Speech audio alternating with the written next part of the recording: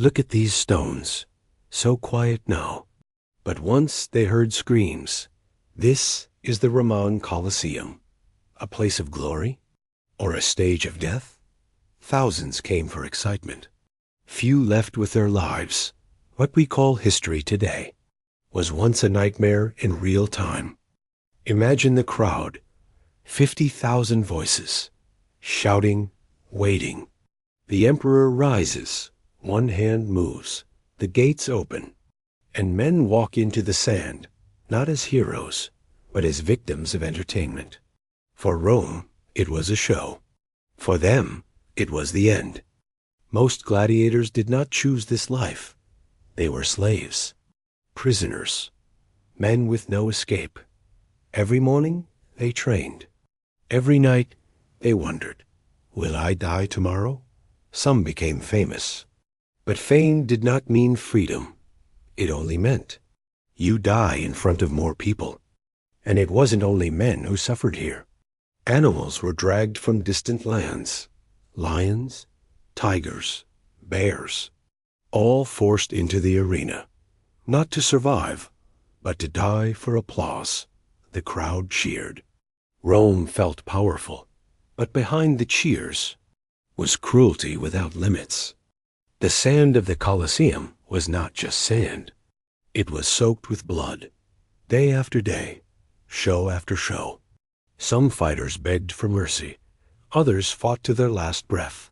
Sometimes the crowd decided their fate. Thumbs up, you live. Thumbs down, you die. For the emperors, the Colosseum was a weapon, not of steel, but of control. Give the people food, give them games, and they will forget their pain. While Rome burned with problems, the arena burned with bodies. Entertainment kept the empire calm. Suffering kept it running. Behind the walls, there were tunnels, dark corridors, cold cells, where fighters waited in silence. Some prayed, some cried. Some said goodbye in their minds, because once the gates opened, there was no return, only fate. Standing in the sand, we walk through the ruins today. We take photos. We admire the past, but few stop to think. How many screams echo in these stones? How many dreams died here? The Colosseum is beautiful now, but beauty was built on pain, and history often hides that truth. The games lasted for centuries. Hundreds of thousands died, not in wars, not in battles, but in front of cheering crowds. Death became normal. Suffering became fun. And Rome learned something dangerous. When people enjoy violence, violence never ends. Today, the Colosseum stands silent. No crowds, no screams. Only wind between the stones. But if these walls could speak, they would not tell stories of glory. They would whisper names, forgotten lives, lost souls, and the dark truth behind Rome's greatest monument. Behind every fight, there was a story, a family left behind, a life taken too soon. These men were not born to die in sand. They were forced into a system that fed on pain. Every cheer from the crowd pushed them closer to the end. The Colosseum did not just kill bodies. It slowly killed hope. Some fighters prayed for victory. Others prayed for a quick death, because in this place, survival was never guaranteed. Each step into the arena felt like walking into a grave. The gates closed behind them. The noise grew louder, and fear became their only companion. In Rome, even courage had a deadline.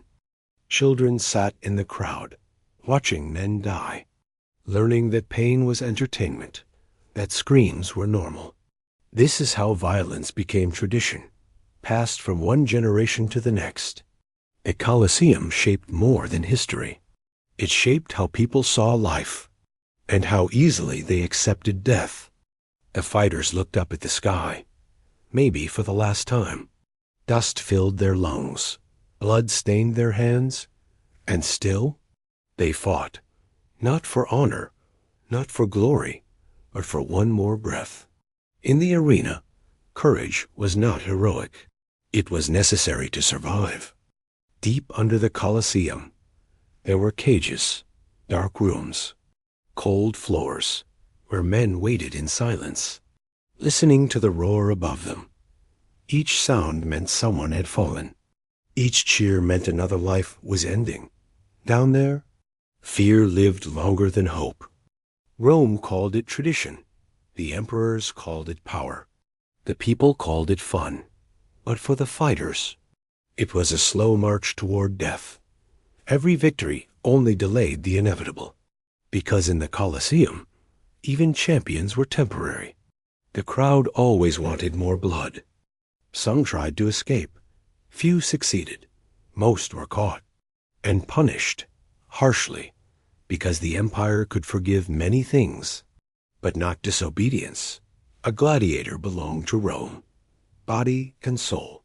Freedom was just another dream buried in sand. At night, the arena went silent, but below, the suffering continued. Wounded men cried in the dark. Doctors worked without mercy, only to send them back to fight again. Healing was not kindness, it was preparation, because tomorrow, the crowd would demand another show. Today, we see ruins. Back then, they saw destiny, a place where luck ruled life, and fate decided death. No second chances, no mercy guaranteed, just a moment between living and dying. And in that moment, every gladiator understood one truth: they were never truly free.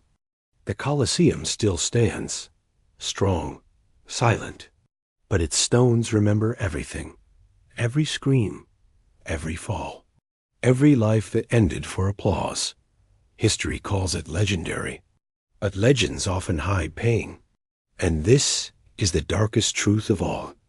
Every stone in this arena has seen a life end, not in silence, but in front of thousands. Men fought while the crowd ate and laughed. Pain became background noise. Death became routine. In the Colosseum, human life had a price, and that price was entertainment. Some gladiators became legends. Their names spread across Rome. People cheered for them. Children wanted to be like them. But behind the fame was a chain they could not break, because even the most loved fighter was still owned by the arena, by the empire. The crowd loved drama, not mercy. They wanted blood, not forgiveness. When a fighter fell, they waited for the final moment. One breath, one decision, and in that second, a human life meant nothing more than a signal. The Colosseum was a mirror of Rome, powerful on the outside, cruel on the inside, an empire built on conquest, entertained itself with suffering. They called it culture. They called it tradition. But behind those words was a truth too dark to celebrate. Some nights, fighters dreamed of home, of freedom, of quiet mornings, but dawn always came with chains, and the sound of preparation, armor on, fear inside, hope fading, because in this world, dreams did not survive the arena. The tunnels below never saw sunlight, only shadows, only footsteps, only whispers of fear. Men waited there, listening to their names being called, each name a sentence, each step closer to fate. In the Colosseum, silence was often louder than screams. Some fights were fair, most were not. A trained warrior against a terrified prisoner, a weapon in one hand, nothing in the other. The crowd still cheered, because justice did not matter. Only spectacle, only control. Rome taught its people one lesson: that power decides value, that the strong live, and the weak entertain. In the arena, this belief became law. No judge, no mercy, only the sound of approval from thousands who never faced the sand. Years passed, emperors changed, but the games remained, because violence had become tradition, and tradition became identity. The Colosseum was more than a building. It was a message. To the world, Rome rules, and Rome decides who lives. Today, tourists walk these paths, smiling, taking pictures. But long ago, these same paths carried fear, chains, last footsteps. The Colosseum looks peaceful now, but peace came late, after too many lives were lost. Some fighters entered the arena with anger, others with fear, but all of them shared one thing. They knew this place showed no mercy. Every step on the sand felt heavier than the last, because hope was fragile here, and death was always close. In the Colosseum, even breathing felt like a borrowed gift. The crowd never saw the wounds after the fights. They never saw the pain at night. They only saw the moment of death, the final strike, the dramatic fall. But suffering did not end there. It followed the fighters into darkness, where no applause reached, where no one cared who survived. Some gladiators fought for years, others lasted minutes. There was no fairness in fate, only chance and cruelty. One mistake meant everything. One slip meant the end. In this arena, life depended on seconds, and seconds were never enough. The emperors watched from golden seats, safe, untouched, while below them, men fought for survival. This was Rome's true power, not just in armies, but in control. The Colosseum proved one thing. Those who ruled never faced the blade.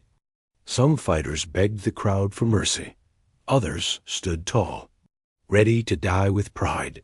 But mercy was rare, because the people wanted drama, not forgiveness. They wanted an ending, not a second chance. In the arena, death was the most popular decision. Every match followed the same pattern. Fear at the start, pain in the middle, silence at the end. The body fell. The crowd reacted, and the next fight began. There was no time to mourn, because in Rome, suffering was always replaced by more suffering. Some men tried to find meaning in fighting. They told themselves it was honor, that it was destiny. But deep inside, they knew the truth. They were trapped, used, forgotten when the next show began. In the Colosseum, only the spectacle mattered. The arena smelled of sweat, of dust, of blood, a smell that never truly left, even when the crowd went home. Even when the lights faded, the walls absorbed every moment, every cry, every last breath. History is written in stone and in pain. As years passed, the games grew bigger, more brutal, more cruel, because people needed stronger emotions. Fear stopped shocking them. Death stopped surprising them. And so Rome pushed further, until violence became normal, and mercy became strange. In the end, the Colosseum did not fall in battle. It slowly lost its purpose.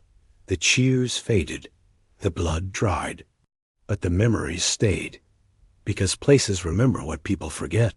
And this place remembers everything, every life taken, every scream ignored. This is the cost of Rome's glory. Time changed the world.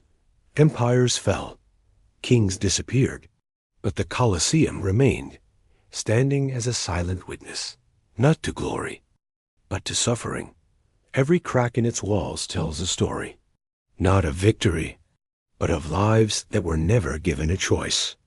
History books speak of power, of greatness, of Rome's achievements, but they rarely speak of the screams, the fear, the tears hidden behind the shows, because it is easier to praise stone and to remember blood. But true history lives in pain, and this place holds too much of it. Some say the Colosseum represents strength. Others say culture. But strength without mercy becomes cruelty, and culture without humanity becomes violence. Rome mastered both, and the arena proved it. A beautiful structure, built on countless broken lives. When the crowds left, the silence returned. But for the fighters, silence never meant peace. It meant remembering. Every strike, every fall, every friend who never walked out. Long after the cheers faded, the pain stayed alive in their minds. We often admire ancient wonders, their size, their design, their beauty, but we forget to ask one question. At what cost? The Colosseum answers that quietly. With every stone, with every shadow. Greatness was paid for with human lives. Imagine standing here at night. No tourists, no noise. Only wind and echoes of the past. You might not hear voices, but you would feel them. The fear, the despair, because some places never forget what happened inside them. The fighters are gone. The emperors are gone. The crowds are gone. But the lesson remains. When entertainment is built on suffering, humanity slowly disappears. The Colosseum teaches us this truth, not with words, but with silence. A silence heavy with memory. We walk freely where others once walked in chains. We smile where others once cried. Time changed everything. But history still whispers. It asks us to remember, not just the greatness, but the darkness too, because only when we see both can we truly understand the past. The Roman Colosseum is more than ruins. It is a warning about power without limits, about crowds without mercy, about leaders who used fear as entertainment, and about people who forgot compassion. Its stones do not celebrate victory. They mourn humanity and remind us never to repeat this story. Today, the Colosseum stands in peace. But peace came after centuries of pain. We look at it with wonder. But we should also look with respect for every life lost here, for every voice silenced, for every story never told. This is the dark truth, not of a building, but of human history itself.